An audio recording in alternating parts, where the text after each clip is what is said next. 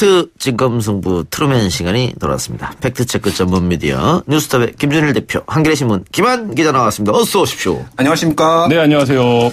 오늘은 수학 능력 시험에 대해서 얘기할 텐데, 김한 기자는 수능 세대고, 네, 수능 세대입니다. 김준일 대표는 학력고사. 예, 학력고사를 봤습니다. 연세가 많으시네요. 아니, 이제 학력고사 마지막 세대라서. 어쨌든 많으시네요. 예. 뭔지도 모르겠네요.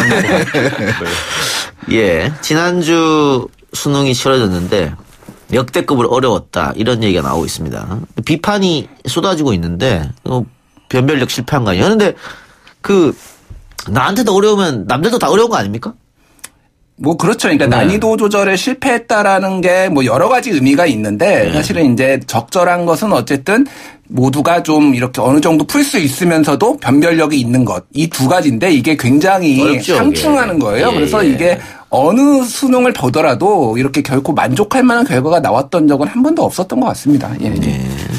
그래서 이번에 어쨌든 역대급 불수능이라는 그런 증거들을 좀 말씀을 드리면은, 이번에 2019학년도 수능에 대한 이의 신청 건수가 991건이라서 역대 가장 많다고 합니다. 그래서 예. 이의 신청을 한다는 건 어떤 뜻이에요? 문제가 잘못됐다는 거예요? 아니면 뭐? 네, 뭐 이제 이게 사실은 이제 결론이 나오기까지는 좀 봐야 됐는데, 문제가 정답이 두 개, 그러니까 아예 정답이 없거나 뭐 문제가 여러 개일 수도 있다. 그리고 문제가 어려운데, 그러니까 내가 생각하기에는 이거는 정답이 없는 것 같다라고 신청을 한다든지, 그래서 이거가 전부 다 문제가 있다라고 뭐 볼 수는 없지만은 어쨌든 작년에가 지난해가 978건으로 가장 많았었는데, 그거를 뛰어넘었다라는 거는 올해 굉장히 애매모호한, 수험생들이 느끼기에 애매모호한 문제가 많아서 그래서 신청이 늘었다라고 평가할 수가 있겠죠. 어쨌든 불만은 많았다, 이렇게 볼 수 있겠네요. 예. 그런데 가장 어려웠다고 하는 게 국어 31번 문제. 요즘은 언어 영역 뭐 이렇게 안 하는 모양이죠? 제가 모르겠습니다. 학력고사 세대이기 때문에 잘 모르시고. 뭐 수능 세대지만 세부적인 시험 과목은 모르겠습니다. 저희 때는 언어 영역 뭐 수리 2 뭐 이렇게 했었는데, 이게 편집국 내에서도 굉장히 오늘 어저께부터 화제더라고요. 국어 31번 문제요? 네, 국어 31번이. 그래서 뭐 여기저기서 풀어봐라. 뭐 어쨌든 어느 조직에나 뭐 시험 좀 봤다라는 사람들은 있으니까. 그래서 이제 다들 했는데, 어쨌든 현역의 감각이 없는 사람은 거의 못 푸는 문제더라고요. 아니, 저는 처음엔 이게 왜 국어 문제지라고 생각했어요. 이거는 과학 문제 아닌가. 같은 생각을 하죠. 국어, 우리가 생각한 국어 문제 아닌데. 김 대표님은 소위 말해서 우리나라에서 제일 좋다는 학교 나오신 분 아니에요? 뭐 제일 좋은 학교는 아니고요. 예, 뭐 하여간 약간 좋은 학교를 나왔는데요. 고등학교 때 공부를 무지하게 잘했다는 뜻인데. 그렇죠. 이거 풀었어요? 제가 이거를 그래서 화제가 돼가지고 제가 쭉 봤어요. 그래서 제가 한번 했는데 찍었어요. 그래서 맞췄습니다. 그래서 찍었는데 맞췄어요? 그래서 아직 감각이 살아있다. 제가 찍어도 맞추는구나.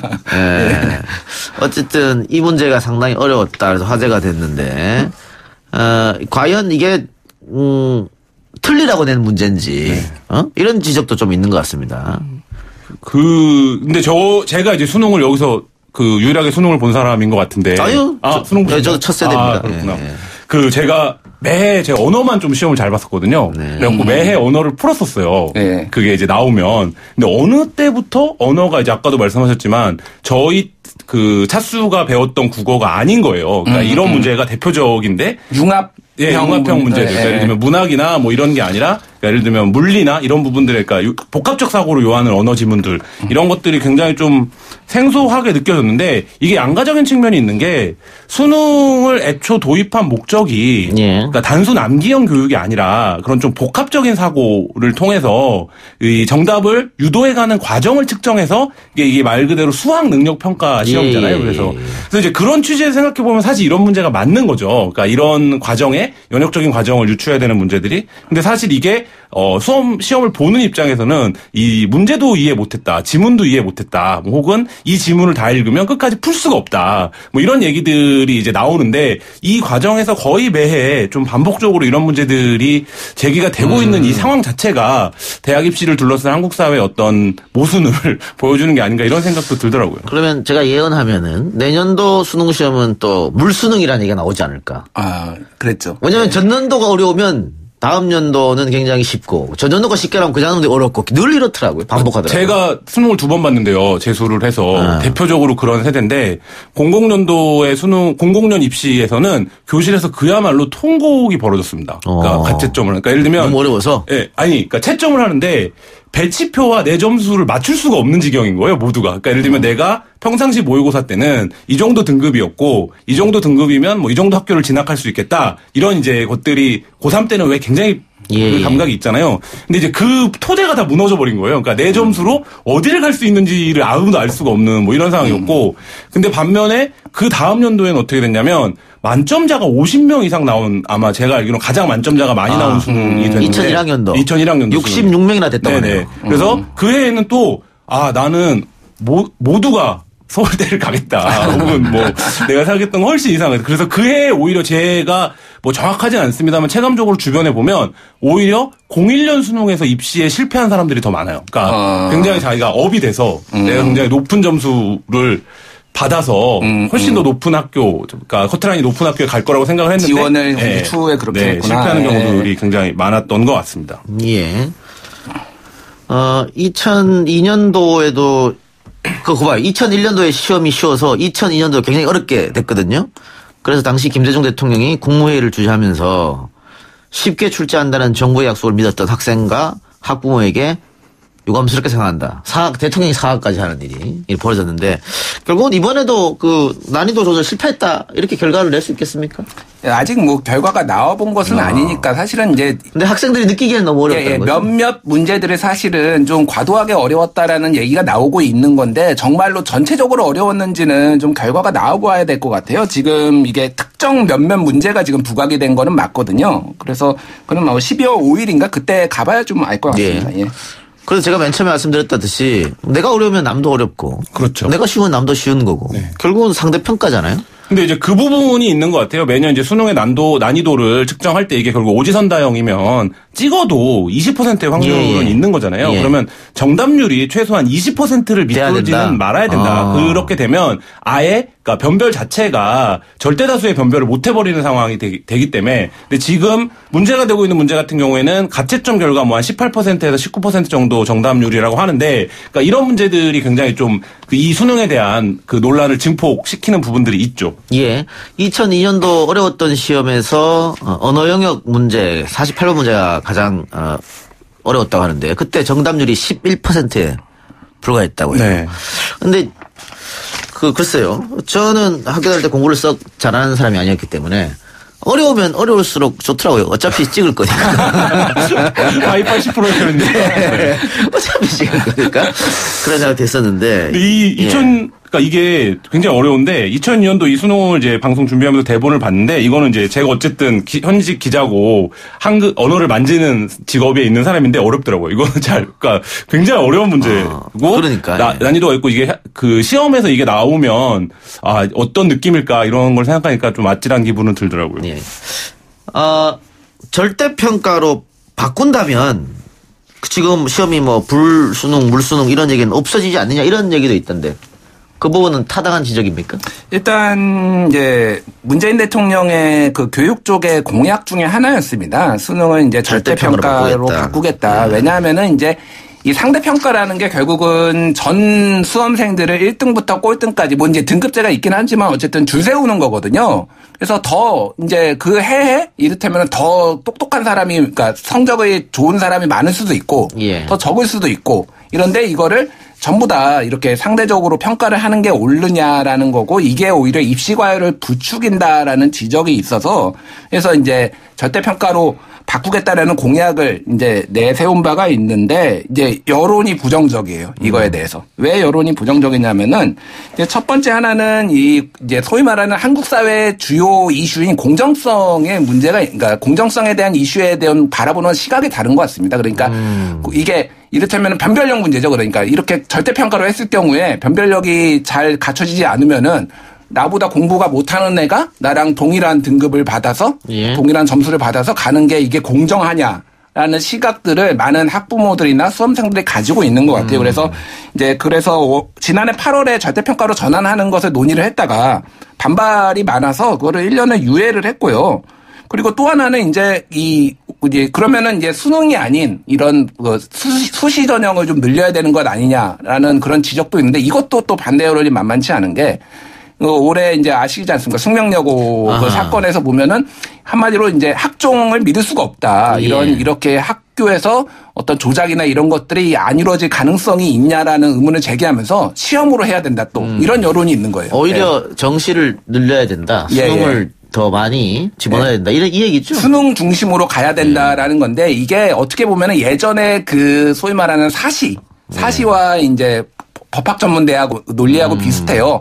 그러니까 사시가 가장 공정하다. 사시가 가장 공정해서 사시를 존치해야 된다라는 의견들이 꽤 있었는데 사시가 낳는 부작용도 많지 않았습니까? 폐인도 만들고 양산하고 그래서 법학전문대학원으로 바꿨음에도 불구하고 이거는 공정하지 않다라는 의견들이 계속 있거든요. 그래서 공정성이란 그 화두를 봤을 때 바라보는 관점들이 좀 당사자가 되면 특히 많이 다르다라고 이제 볼 수가 있겠죠. 예. 그러니까 사시 얘기도 했습니다만 수능을 비율을 좀 더 확대하게 되면 결국은 사시 때와 마찬가지로 결국은 그 조금 부유한 집 아이들 또 강남 출신들 또 명문대학 출신들 혹은 명문고 출신들이 좋은 성적을 낼 수밖에 없다. 또 거기 가서 그쪽으로 가서 또 논쟁에 빠질 수밖에 없거든요. 예. 근데 이제 이게 그래서 점진적으로 지금 수능을 통해서 대학이 결정되는 비율은 20%대거든요. 그러니까 수능 4명 중에 1명밖에 안 되는 거예요. 수능 성적을 기준으로 해서 대학에 진학하는 비율은. 근데 이제 제가 수능을 봤을 때만 해도 이 비율이 80%가 넘었던 걸로 제가 기억을 하는데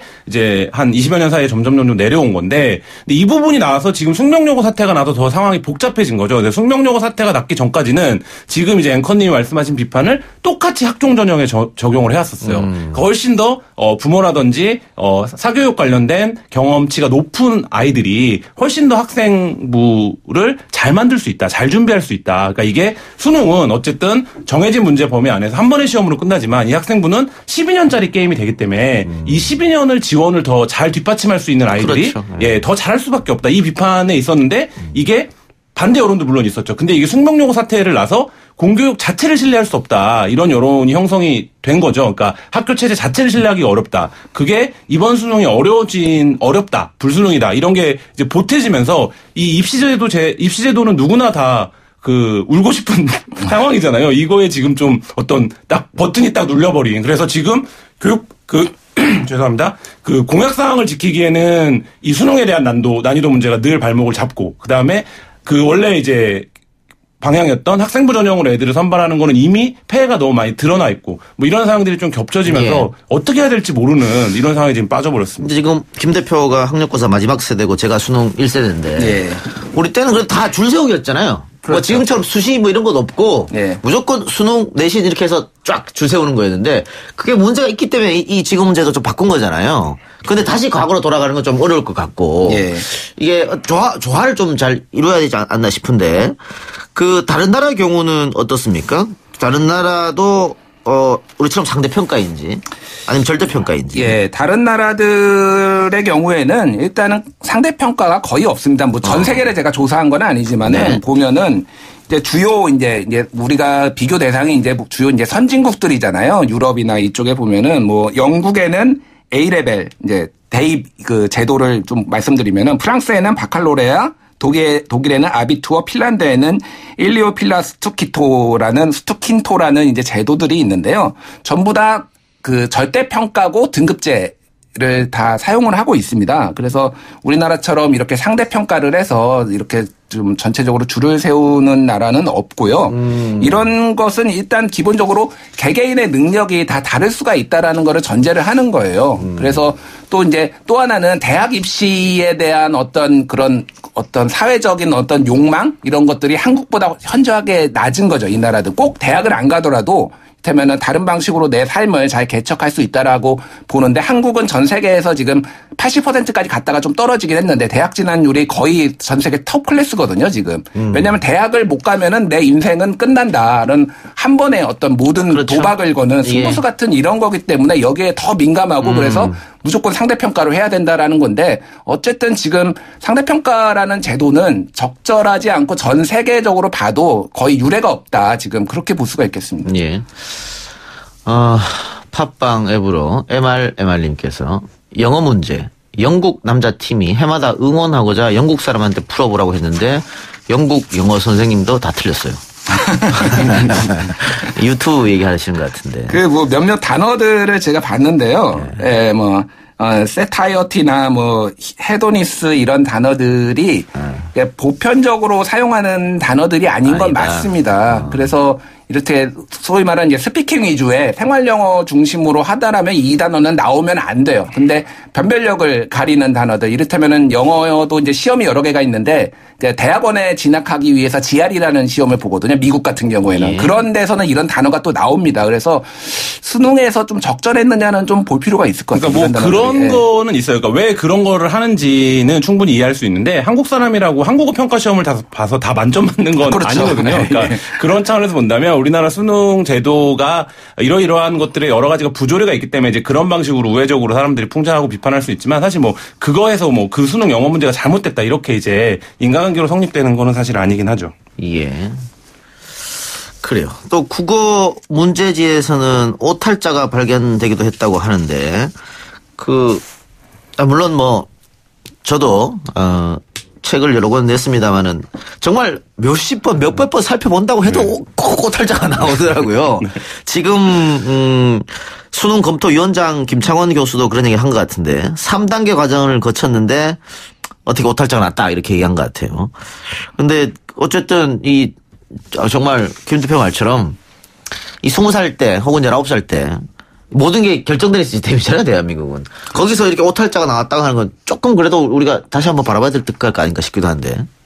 예, 뭐 사실 이게 실수를 할 수가 있고 이게 그나마 이제 바로 잡아서 수능 전에 바로 잡아서 정확하게는 이제 봄을 바라보고 섰는 사나이라고 적혀 있는데 원래는 봄을 바라고 섰는 사나이니까 바라보는 것과 그러니까 바라는 것은 다른데 이거를 이제 정정을 해서 별도로 이제 했습니다. 그래서 뭐 이게 논란이 될 문제까지는 아니고요. 다만 말씀하셨듯이 정말 여러 번을 봐도 이게 안 잡혀요. 예. 뭐 에피소드를 하나 말씀드리면은 제 중학교 때 수학 선생님이 교재를 만드셨어요. 그래서 원래 그러면 안 되는데 학생들한테 다 나눠줬어요. 자기가 만든 교재를 이제 가본을 한 장씩 다 나눠줘가지고 입안에서 오탈자를 다 찾아요. 그러면 정말 오탈자 안 나온다. 그리고 옆반에 수업에 가서 또 오탈자를 또 찾으면은 또 나오고 옆반 가서 수업, 그러니까 원래는 뭐 수업을 해야지 사실 그렇게 하면 안 되는데 하도 옛날 얘기니까. 그러니까 반을 12개를 돌아도 오탈자가 나오더라고요. 그래서 오탈자 문제는 뭐 중요한 시험이긴 한데 좀 관대해질 필요는 있을 것 같습니다. 예. 올해는 합숙 기간이 가장 길었다고 하는데, 합숙할 때 뭐 외부랑 전화를 한다든가 뭐 외출을 한다든가 이게 다 금지되는 거죠? 네, 모든 게 이제 비공개 사안이만큼 철통 보안이 이루어지는데요. 뭐 합숙 인원은 이제 교수, 교사, 뭐 수능 출제위원과 검토위원, 인쇄위원, 행정인력 이렇게 해서 한 900명 정도 되는 것으로 알려지고 있고 이게 뭐 지금 여러 차례 얘기했지만 한국 사회에서 입시가 워낙 중요한 문제다 보니까 이 부분과 관련된 이제 보안이 철통처럼 요구가 되는데요. 시험이 끝날 때까지 이제 자기가 출제위원이었다는 사실을 외부에 알릴 수가 없습니다. 근데 이제 이런 경우들이 있었죠. 저도 고등학교 때 직접 경험한 일인데 어느 학교 선생님이 출제위원이었다더라. 수학 선생님이. 이러면 그 선생님이 출제위원일 때는 왜 학교에 안 오는지는 모르잖아요. 근데 그 선생님이 돌아오면 알게 되거든요. 그러면 이제 그 선생님이 보던 문제지를 싹 걷어가는 거예요. 그래서 어쨌든 그 선생님이 그 범위 안에서 문제를 오래 냈을 거 아니에요. 그러니까 이제 뭐 그런 일들이 뭐 무용담처럼 전해질 정도로 이 출제위원 자리가 굉장히 한국 사회에서는 수능 출제위원이었다 내가 이런 것들이 굉장히 큰 커리어가 되기도 하고요. 그래서 뭐 이 부분에 대한 법정도 굉장히 셉니다. 뭐 문제를 유출하는 경우에는 5년 이하의 징역이나 5천만 원의 벌금에 처하도록 되어 있고요. 뭐 근데 주변에 알려야 될 거 아니에요. 내가 왜 예를 들면 자리를 비우는지 뭐 그래서 그 부분과 관련해서 뭐 특별한 오더나 지침 어떤 식으로 처신해라 이런 걸 주는지 모르겠는데 보통은 뭐 해외 출장 간다 뭐 이런 식으로 얘기를 한다고 해요. 그래서 외부와 연락이나 접촉이 일체 차단되기 때문에 사실 굉장히 꺼린다고도 하더라고요. 그러니까 굉장히 답답하게 지내야 되기 때문에 뭐 그렇게 얘기는 하고 있고 근데 사실 잘 알려진 바는 없는 영역이긴 합니다. 철통 보안, 해외 출장 간다고 이야기하고 수능 문제 내러 합숙하러 간다. 예전 김영삼 정권 때 금융실명제 한다고 금융실명제 팀이 해외로 출장 간다고 김포공항까지 가서 가족들하고 다 인사하고 가족들 보내놓고 다시 보트로 가갖고 금융실명제 준비했다는 그런 얘기가 있었는데 그만큼 당연히 철통 보완해야겠죠. 여기에 문제가 있으면 큰일 나는 일이니까. 네, 그리고 출제위원 숙소를 공사 중인 건물로 위장한다. 이것도 이제 맞는 말이라고 하는데. 예, 어쨌든 수능 성적 발표가 이제 언제입니까? 다음 달입니까? 예. 12월 5일, 다음 달 5일이고요. 이제 검토를 해야 되겠죠. 검토를 하는데 이제 여기에 만약에 오류가 있었을 경우에는 이제 복수 정답이 인정되거나 그럴 경우에는 이제 과거를 보면은 이제 소송까지 일어나고 그런 일이 있었고요. 지금까지 94년 이래 출제 오류가 있었던 거는 총 6차례거든요. 그래서 2004년, 2008년, 2010년, 2014년, 15, 17년도에 이제 그 복수 정답이 인정되거나 전원 정답 처리된 문항이 있고요. 여기에서는 이제 희비가 좀 엇갈리죠. 사실은 이 부분에 있어서. 그러니까 한 문제 가지고 희비 엇갈리는 경우도 많잖아요. 그렇죠. 그러니까 결국은 이 교육 당국에서 문제를 잘못 내서 복수 정답으로 인정되거나 혹은 전원이 정답 처리된다고 하면 완전히 결과가 달라질 수도 생길 수가 있겠죠. 알겠습니다. 어쨌든 이거는 아직 모르는 일이죠. 오류가 나왔다 안 나왔다는 조금 더 합격. 오류 여부는 아직 확인된 게 없고 어려워서 지금 좀 논란이 많이 된 것 같습니다. 그러면은 12월 5일 날 성적 발표될 때 같이 나오는 겁니까? 예. 일반적으로는 이제 검토를 해서 같이 나오는데 거기 이후에도 사실은 또 검토가 있을 수 있거든요. 그래서 그거는 좀 더 지켜봐야 될 것 같습니다. 알겠습니다. 오늘 두 말씀 여기까지 듣겠습니다. 수고하셨습니다. 예, 감사합니다. 감사합니다.